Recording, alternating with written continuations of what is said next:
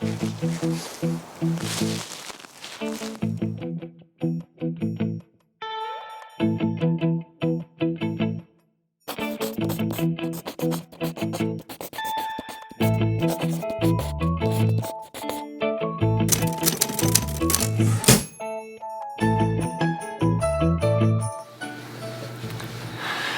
guys, it's Zachary. I'm the director of the Saginaw Basin Land Conservancy, and this is the next episode of our socially distant science and adventure video series that we hope you're finding some, inspiration and enjoyment with during these kind of complicated times. This one is pretty special. I think that you're going to like this. I wanted to make a quick introduction. We do have a new staff member. I know it's an awkward time to be talking about a new staff member, but this guy is special. He's uniquely adapted to many of the environments we work in, and I think you're going to find that he is particularly talented, especially with clearing meadows and working in wetland habitats. Anyway, I'm just going to let him tell you all about one of our favorite woodland creatures, the beaver. Anyway, here you go. Enjoy it. Take it away, Justin.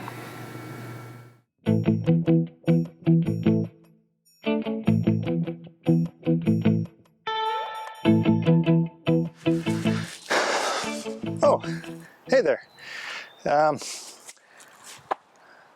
My name is Justin. I am a beaver, as you can see. Zachary and the SBLC folks asked me to come in and help them out with this socially distant science and adventure thing. Normally, I'd be coming to you, of course, from my beaver pond right near my dam. I got a lodge. It's fantastic. I'm going to tell you a little bit about that. But right now, of course, because of social distancing, I have to be away from the other beavers, so I'm actually here, on Bay City's east side, just kind of sheltering in place for now before I go back to the old lodge. Okay, so I don't know. I mean, I may not be representative of all beavers, but I'm going to do my best. I got this information from Wikipedia. I'm going to tell you a little bit about the largest rodent in the world. It's me. You probably didn't know that, right? So let me tell you a few things here about beavers. I'll give you maybe kind of the facts, and then maybe my personal commentary, being a beaver myself. So first of all, we are the world's largest rodent. We are uniquely adapted to semi-aquatic life. I assume you all knew that, but you're not going to find too many of my friends and family, in the desert and things like that. So a lot of that is due to our adaptations. I've got this thick waterproof fur. It's extremely waterproof. Sometimes it takes forever to dry out. It's a real pain, but what are you going to do? My tail, right there, it's a rudder. I mean, that's what it really is. It's a big giant tail that I use as a rudder when I'm swimming. Goes along with some of the other adaptations. It says here that I have a transparent eye membrane. Can you see that? Can you see my eye membrane? Anyway, you can't because it's transparent, right? But I have a transparent eye membrane that helps me see underwater. It's like wearing goggles, but they're built right into my head. Wild, right? I've also got them in my ears, apparently, and my nostrils, closable nostrils and ears. I never noticed this myself, but I'm going to take their word for it because I have no problem swimming for a long period of time as long as I can hold my breath and I don't, suck in water or anything. So this must be true. As long as I keep my mouth closed, I'm sure it's fine. I've got webbed feet, as you can see. So, I mean, that's no surprise, right? That's how I swim so fast. There's been a lot of talk out there about how eager and how busy, I am and we are as a species. That's largely a myth, I would say. I mean, it's our adaptations, they require us to kind of live that way. But if I could just shack up in a condo or something, a lot of times, I mean, wouldn't you rather have somebody mow your lawn and, take care of vacuuming the hallway and all that stuff? But no, typically we are very busy. We do build our own lodges. I don't know. It's a lot of work. We do it every year. I find that, my personal style is interesting. I'm inspired by a lot of kind of the greats of architecture. Frank Lloyd Wright is a particular inspiration, largely because he really did an excellent job of, I think, personally, integrating nature with the indoor living space, which is fantastic. So big props to my boy Frank Lloyd Wright.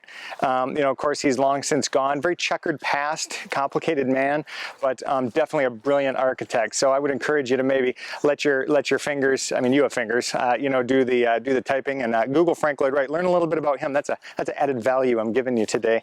Definitely one of my inspirations when it comes to lodge building. You wouldn't know it by looking at me, but you know, I'm only about 60 pounds, right? I mean, the camera adds about 140 pounds, I would say, but you know, typically 60 pounds is about what you're gonna see me and my friends. My teeth are always growing, as you can see, very large teeth. If I don't chew wood, they go crazy on me, right? And my dentist bills are insane. Another thing, I don't know if this might be too much information, but I do have a gland, a scent gland, kind of at the base of my tail. Can you see that? Can you see that? No, probably not. But I've got a scent gland down there. I use that to mark territory, which is fantastic. You know, because I don't have to think about it, and I don't have to smell that stuff because it's gross, but I can like lay scent down, and it's excellent. Honestly, like, I'm kind of a night guy. You know, to be fair, I mean, it's nice out today, and you know, since I've been staying here, shacking up on the east side of Bay City, I've been kind of like on again, off again with being nocturnal or being you know, hanging out during the day, you know. But largely, you're going to find me being nocturnal. That's because when I'm out back at my crib in the woods and along the river, you know, I got like some predators, and they typically are going to give me a hard time during the day. So I like kind of being sort of a night guy. When I build a dam, you know, it's more than just a dam. I mean, I'm creating a whole separate ecosystem that I can thrive in. So I build the dam. It's excellent. It takes a lot of work. Like I said, that's really like the main, like why people say I'm so busy. But I mean, I'm also eating while I work, which is great because I can process cellulose. I mean, you can't. I mean, have you ever eaten a 2x4? I can. I can tell you the difference between Douglas fir and, you know, your eastern white pine. I can tell you the differences between those just by taste, because I've eaten them all. They're delicious. You know, so I cut trees with my teeth. It's, you know, it's good because then it wears these suckers down. Otherwise, they're going to grow and be a real pain. So, you know, I do that. I can eat that cellulose and chug it down. It's fantastic. But then, so I'm doing all that. I build my dam. It makes a pond, and that pond actually does a lot of good. You're going to find some people that say that beaver dams are no good because they really screw up the water, the ecosystem, and to a degree, you know, guilty. But for the most part, you know, they can prevent erosion. They raise the water level.